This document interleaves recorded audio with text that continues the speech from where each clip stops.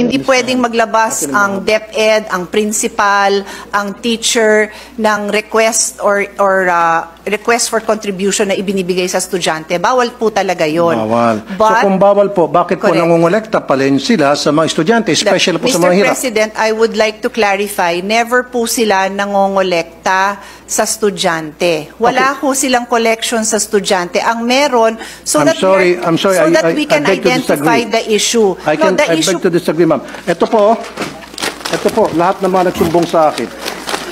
Sir, the issue, I don't These think... are the list of parents na nagsumbong sa akin, iba't ibang eskwelahan sa buong Pilipinas, na kung saan sila po ay sa pilitang kinukolektahan ng mga electric fan at kung ano pang mga gamit sa eskwelahan, na meron man pong budget sa MOE ang DepEd for those things.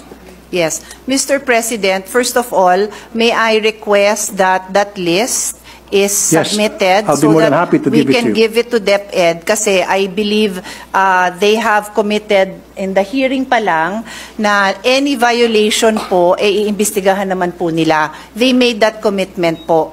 The only item left for the discussion on the floor right now is yung authority mismo ng PTA. So any direct contribution o collection sa estudyante, talaga hong iimbestigahan nila. So, tama, ang pagkaintindi ko, Mr. President, sa issue is, so si PTA ba pwedeng mangolekta?